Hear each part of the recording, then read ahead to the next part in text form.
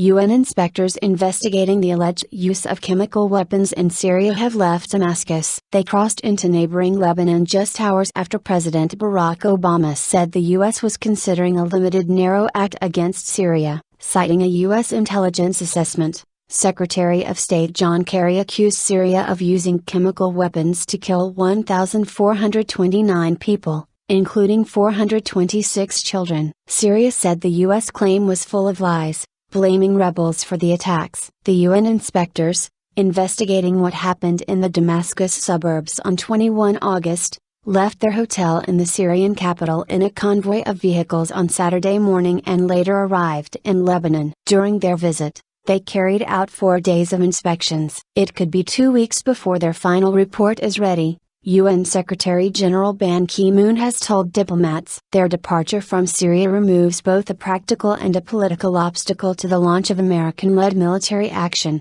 the BBC's Kevin Connolly in Beirut reports. Any attack that might have placed them in danger was unthinkable and would have seemed premature before their work on the ground was complete, our correspondent adds. Russia, a key ally of Syria, has warned that any unilateral military action bypassing the UN Security Council would be a direct violation of international law. Syrian President Bashar al-Assad has said his country will defend itself against any Western aggression. French President François Hollande has reaffirmed his support for the U.S. stance. World's obligation. Speaking on Friday, President Obama said the alleged attack in Damascus suburbs on 21 August was a challenge to the world that threatened America's national security interests. We cannot accept a world where women and children and innocent civilians are gassed on a terrible scale. The world has an obligation to make sure that we maintain the norm against the use of chemical weapons. But the U.S. leader stressed that Washington was looking at the possibility of a limited,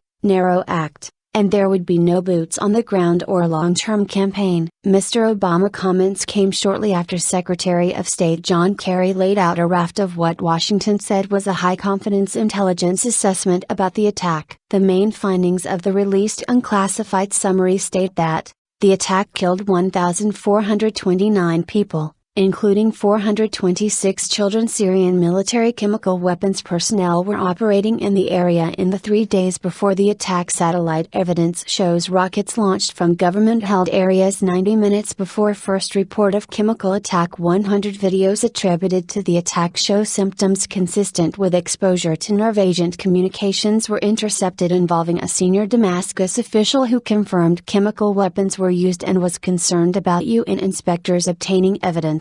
The U.S. said its assessment was backed by accounts from medical personnel, witnesses, journalists, videos and thousands of social media reports. Mr. Kerry said the U.S. already had the facts, and nothing that the UN inspectors found could tell the world anything new. He also described Mr. Assad as a thug and a murderer. In response, Syria's state-run news agency SANA said Mr. Kerry was using material based on old stories which were published by terrorists over a week ago. Strong message. The UN Security Council is unlikely to approve any military intervention because of opposition from Russia, one of the 5 permanent members. Moscow, along with China, has vetoed 2 previous draft resolutions on Syria. The US was also dealt a blow on Thursday when the UK Parliament rejected a motion supporting the principle of military intervention. The vote rules the UK out of any potential military alliance. British Prime Minister David Cameron and Mr. Obama spoke over the telephone on Friday,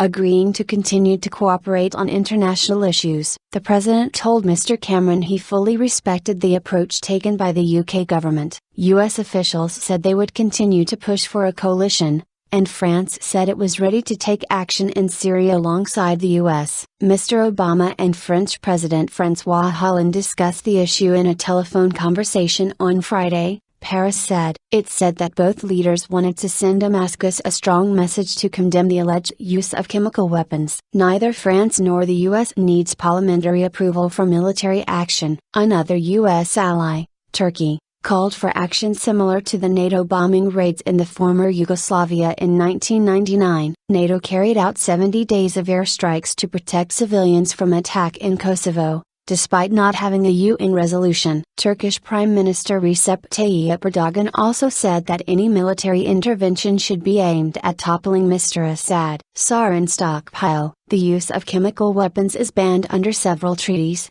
and considered illegal under customary international humanitarian law. The Syrian army is known to have stockpiles of chemical agents including sarin gas. Earlier accounts of the attack in Damascus quoted officials from medical charity Médecins Sans Frontières as saying 355 people had been killed. The UN inspectors have collected various samples that will now be examined in laboratories across the world. The UN team is not mandated to apportion blame for the attacks. More than 100,000 people are estimated to have died since the conflict erupted in Syria in March 2011, and the conflict has produced at least 1.7 million refugees, forces which could be used against Syria. 4 U.S. destroyers, USS Gravely, USS Ramage, USS Barry and USS Mahan, are in the eastern Mediterranean, equipped with cruise missiles. The missiles can also be fired from submarines, but the U.S. Navy does not reveal their locations. Air bases at Incirlik and Izmir in Turkey, and in Jordan, could be used to carry out strikes. 2 aircraft carriers, USS Nimitz and USS Harry S. Truman, are in the wider region. French aircraft carrier Charles de Gaulle is currently in Toulon in the western Mediterranean. French Rafale and Mirage aircraft could also operate from Alderan Air Base in the UAE.